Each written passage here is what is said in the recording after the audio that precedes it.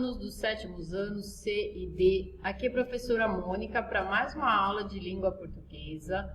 Nós estamos na semana do dia 13 de setembro a 17 de setembro e faremos a apostila universitário 3, as páginas 43 a 49 que ficaram faltando da nossa apostila.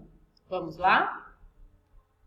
Nessa nossa página, vejam, a matéria que nós temos aí se chama tipos de sujeito.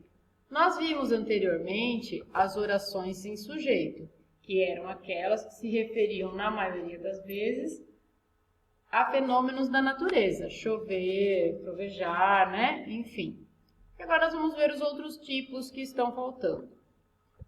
Tem aqui no Importante Saber, de cada página tem a explicação aí, ó, tá? Mas, ó, e aí vocês vão ver, é importante saber, está explicando cada um dos sujeitos. E aí vocês vão responder essas páginas aí, até a página 48. Mas eu fiz um resuminho aqui para facilitar para vocês, eu acho que fica mais fácil da gente entender os tipos de sujeito dessa forma. Então vamos lá. Começando pelo sujeito simples. Então, sujeito determinado simples. O sujeito será determinado simples quando apresentar um único núcleo, ou seja, quando o sujeito for formado por uma única palavra principal. Observe, as crianças estão brincando na pracinha. Vejam, se eu separar o sujeito do predicado aqui, ó, quem estão brincando na pracinha? As crianças. Então, eu tenho um sujeito, um núcleo aqui, ó, do sujeito. Portanto, um sujeito simples, porque só uma palavrinha, tá? Aí nós temos o sujeito determinado composto. Determinado porque eu consigo saber quem é e composto porque tem mais de um. O sujeito será classificado como sujeito determinado composto quando apresentar dois ou mais núcleos. Observe. Pais, professores e alunos reuniram-se na escola no início do ano letivo. Então, quem reuniram-se na escola? Pais, professores e alunos. Eu tenho três núcleos, né? Núcleo, núcleo, núcleo. Três palavras importantes aí no sujeito. Então, pais, professores e alunos é um sujeito determinado composto. Se fosse dois, também era composto, tá bom? Um simples, dois ou mais composto. Aí nós temos o terceiro tipo de sujeito, que é o sujeito determinado elíptico, vocês vão ouvir, oculto ou desinencial. Essas três formas são aceitas, certo? Então, eu coloquei as três aí para vocês ouvirem sobre as três. O sujeito será classificado como determinado elíptico. Existem outras nomenclaturas, então tá aqui, ó, oculto ou desinencial, que está aqui em cima, quando ele não for apresentado de maneira explícita na oração. Ele poderá ser reconhecido por meio da desinência verbal ou do contexto em que a oração é empregada. Veja, como estudamos para as provas sem os livros? Ó, como estudaremos? Nós. Como nós estudaremos, então, o sujeito está na oração, porém ele não aparece. Elíptico, identificável pela desinência verbal emos.